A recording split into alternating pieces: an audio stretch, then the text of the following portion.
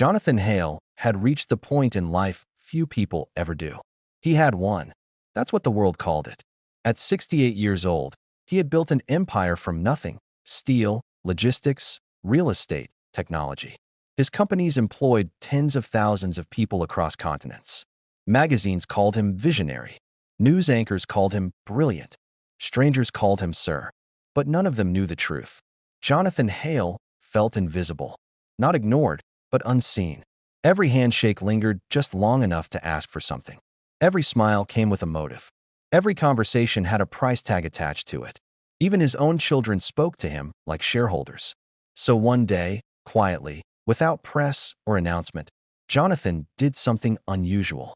He stepped out of the world that worshipped him. Part 2. Why he started testing people. 8 to 1300 hours. It didn't start as a game. It started as disappointment. Jonathan had once tipped a waiter generously and overheard the waiter mock him moments later, assuming he was gone. Another time, a cashier rolled her eyes when Jonathan struggled to count change. It hurt more than he expected, not because of pride, but because he realized something terrifying. People were only kind when they thought it paid. So Jonathan made a decision. He would stop announcing who he was. He would dress plainly, walk alone, eat where no billionaire ever would. And he would leave small tips, not because he was cheap, but because he wanted to know who treats others well when there's nothing to gain. Most failed. Some laughed. Some complained. Some were cruel. Jonathan stopped expecting kindness. Until the night he met Emily. Part 3. The girl with too much responsibility. 13 to 1800 hours. Emily Carter was 23 years old, but life had aged her faster. Her father had passed away years earlier. Her mother's illness had drained every savings account. Her younger brother looked up to her like a parent. She worked 2 jobs, not to get rich, not to get ahead, just to survive. That night, her feet hurt. Her back ached. Her smile felt heavy. But she still showed up, because people depended on her, and because, somewhere inside her, she believed kindness mattered, even when life wasn't kind back. Part 4. The table no one wanted. 18 to 2300 hours. Jonathan sat alone in the corner. Other servers noticed him and avoided him. Old jacket. No phone. Quiet. Low tip written all over him. Emily noticed too, and walked over anyway. "Good evening, sir," she said gently. That simple sentence would change everything. Part 5. A conversation without pretense. 23:00, 30:00. Jonathan expected rush service. Instead, he got patience. Emily didn't hover, didn't ignore him, didn't treat him like a burden. She treated him like a person. They spoke about small things. Weather, food, long days. Nothing extraordinary. And yet, for Jonathan, it felt rare. He hadn't had a conversation without power imbalance in years. Part 6. The $5 tip. 30:00, 35:00. The bill was $47.60. Jonathan placed the money down, then added the 5, and waited. This was the moment where everything usually went wrong. The restaurant had begun to quiet down. The dinner rush was over now. Plates stacked behind the counter, the sharp clatter of silverware fading into a dull rhythm. A few late customers lingered, speaking softly, the kind of voices people use when the night is winding down and reality is slowly returning. Jonathan Hale remained seated. He didn't rush. He never rushed anymore. That habit had faded after years of realizing that no matter how fast he moved, life never actually slowed down for him in return. Across from him, on the small wooden table, lay the receipt. $47.60. Neatly printed. Clean. Ordinary. Jonathan stared at the numbers longer than necessary. Not because he cared about the amount. It was meaningless to him. But because he cared about what came next. This was always the moment. The moment when people revealed who they were. He reached into his wallet. The leather was worn, not because he couldn't afford better, but because he preferred things that didn't scream for attention. He pulled out 2 crisp 20s, a 10, a 5, and some loose change. He arranged the money carefully. Then, deliberately, he removed the $10 bill. He replaced it with a single 5. Jonathan placed the money on the table, straightened it, and leaned back slightly in his chair. He exhaled dozens of times before. In diners, in cafes, in hotel lounges, in places where no one expected anything from him. And almost every time, The reaction followed the same predictable script. First came the pause. Then the face changed. Brows tightened. Lips pressed thin. A sigh that tried, and failed, to stay quiet. Some servers muttered under their breath. Some rolled their eyes. Some said nothing, but their silence screamed louder than words. Once, a waiter had chased him to the door. Was the service bad or something? The man snapped. Jonathan remembered how small that moment made him feel, not because of the confrontation, but because the kindness he'd shown throughout the meal vanished instantly. Another time, a woman laughed when she saw the tip. Actually laughed. She didn't even bother lowering her voice. Figures, she said to her coworker. People like him always do this. People like him. She didn't know him.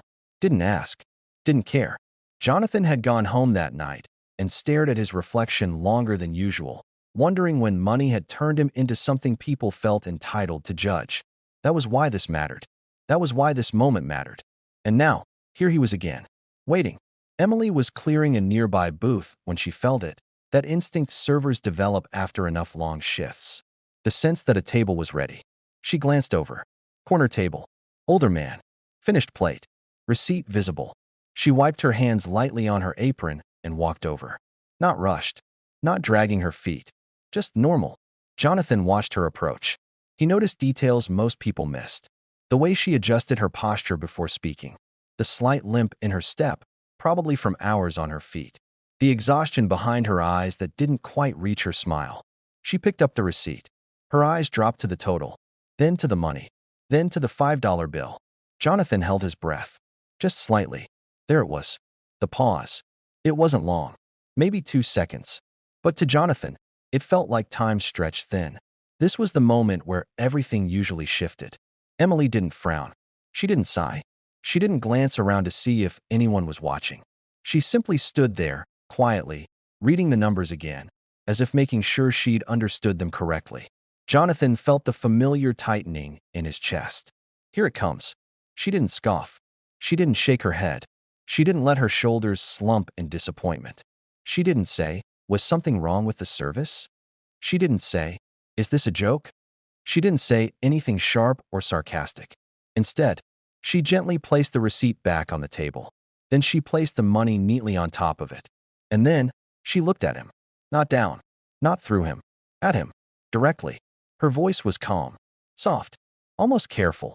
The way people speak when they don't want to add weight to someone else's burden. She said, "Thank you for coming in tonight, sir. I hope tomorrow is a little kinder to you." The words landed quietly. No dramatic pause. No emphasis. Just a sentence. Jonathan felt something inside him shift. Not snap. Not break. Shift. Like a door opening somewhere he'd forgotten existed. He blinked. Once. Then again.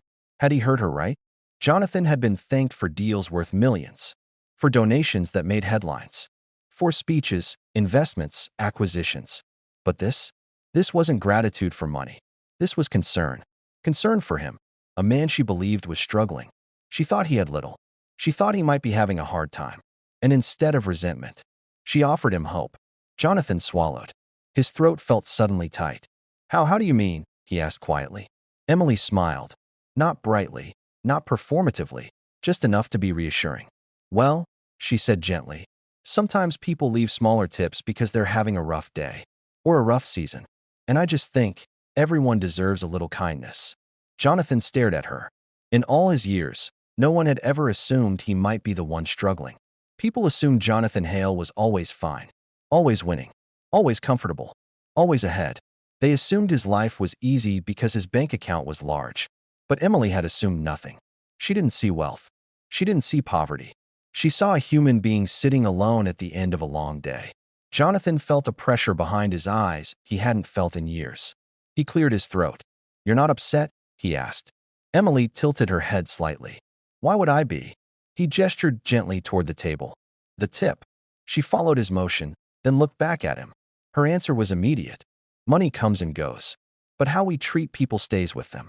Jonathan leaned back slowly in his chair. That was her. Almost said his name.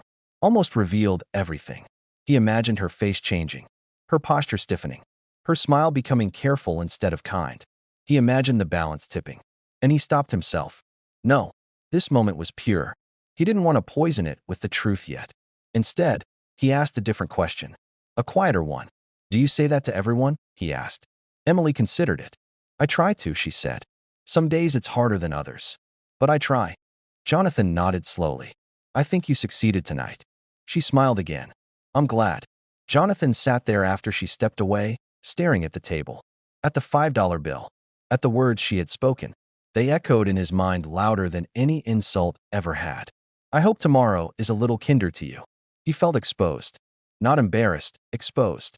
As if she had seen through layers of wealth, reputation, and guarded silence, straight to the tired man underneath.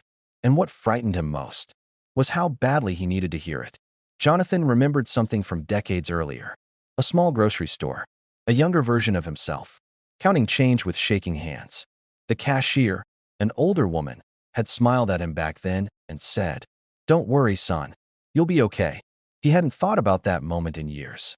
But now, standing in a modest restaurant, hearing a waitress speak with the same quiet kindness, he realized something unsettling.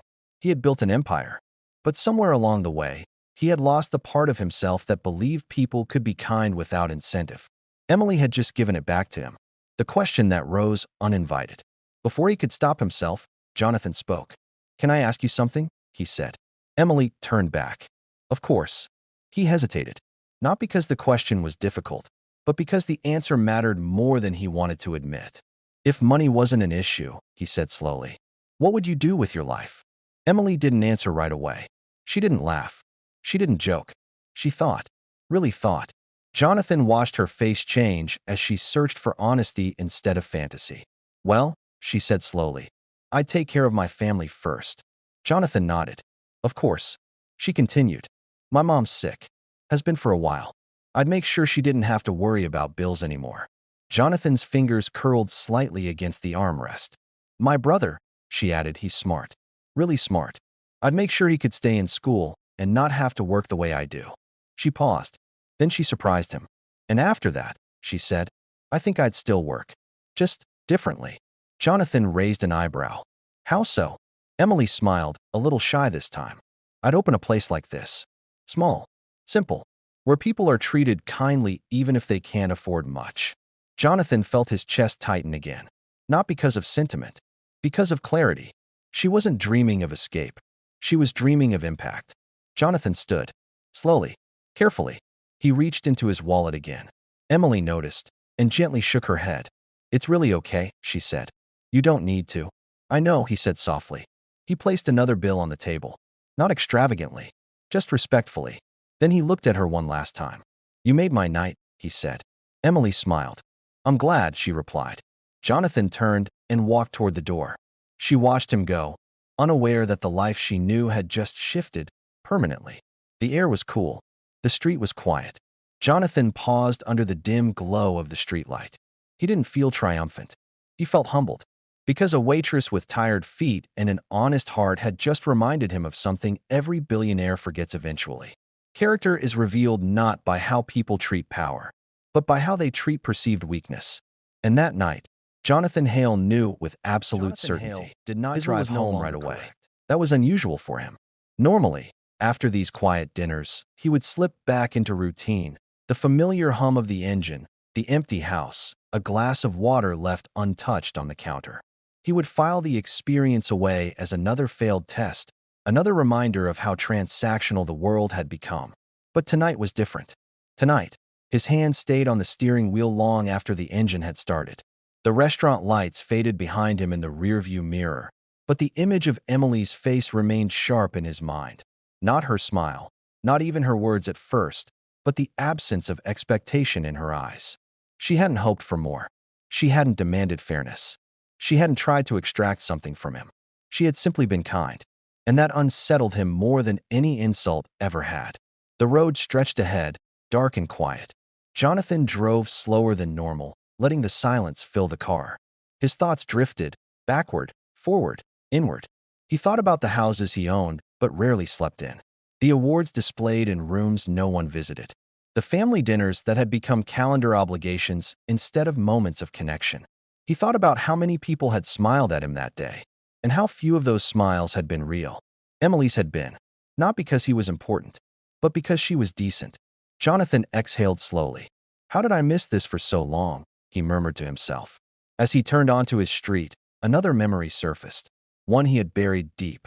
Years ago, when his children were young, he had taken them out to eat. A modest place, nothing fancy.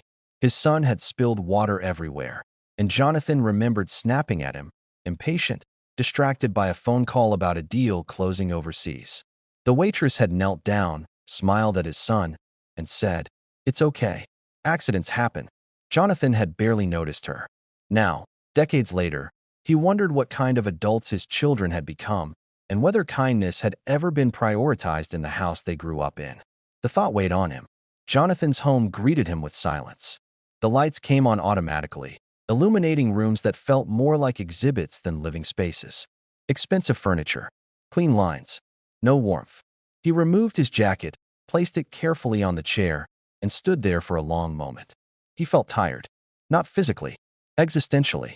He walked into his study, a room lined with books he had read but rarely revisited, legal documents filed with ruthless precision.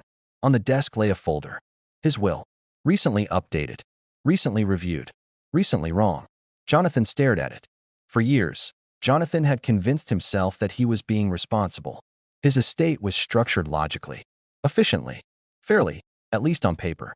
Trusts, endowments, charitable donations that looked good in press releases.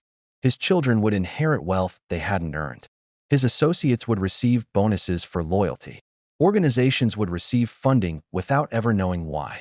But something had always felt incomplete, like he was distributing money without meaning, like generosity had become mechanical. Emily's voice echoed again in his head. Money comes and goes, but how we treat people stays. Jonathan pulled out the chair and sat down. Slowly, deliberately, he opened the folder. He didn't start with Emily. Not yet. First, he reread everything. Each clause, each name, each allocation. He noticed patterns he hadn't before. Who he rewarded, who he trusted, who he assumed deserved more. He realized, with a quiet shame, that character had never been a deciding factor. Influence had, blood had, convenience had, but not character. Jonathan picked up his pen, and for the first time in years, he hesitated before writing.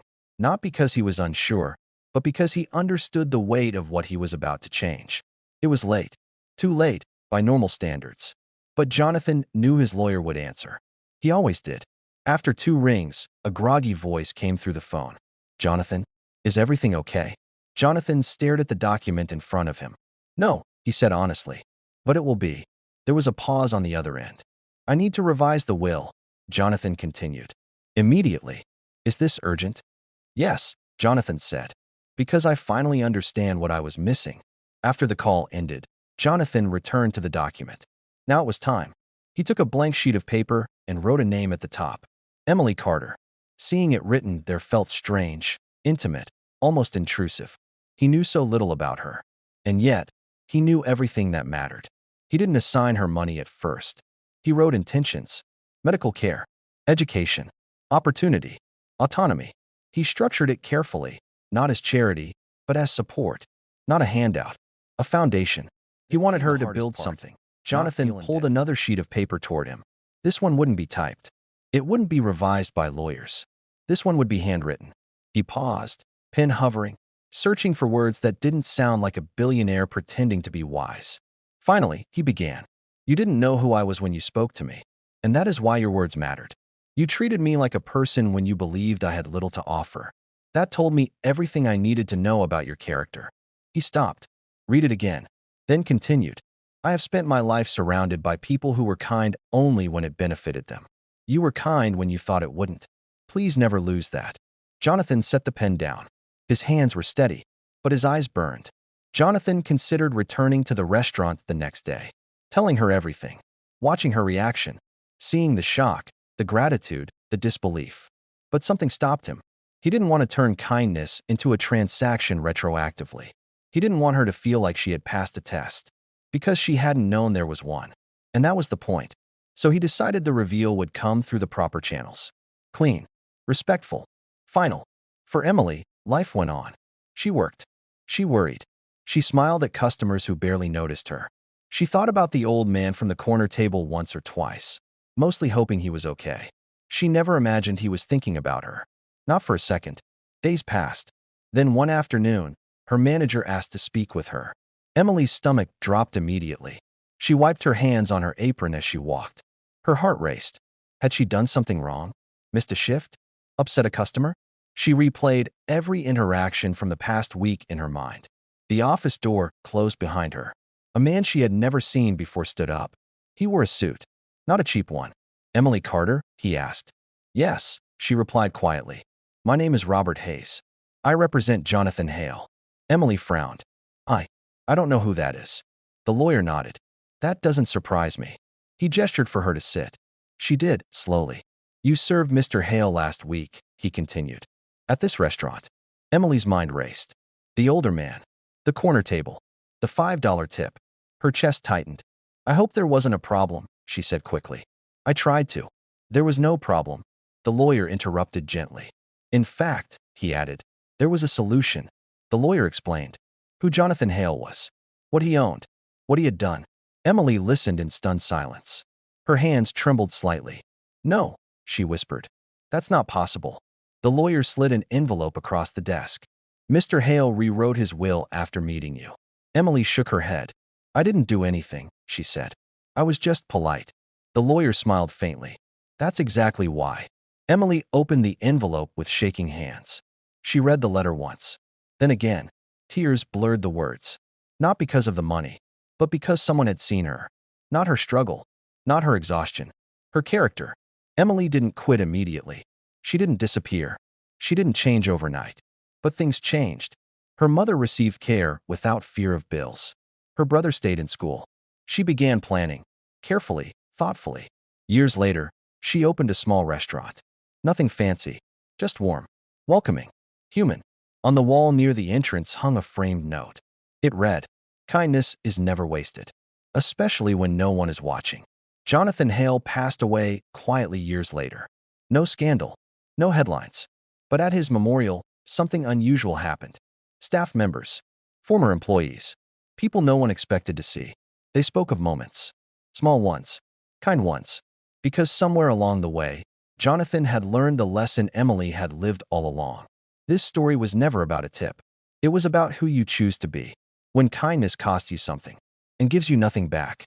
Because sometimes, a sentence is worth more than $1 billion. And sometimes, the smallest moment rewrites everything.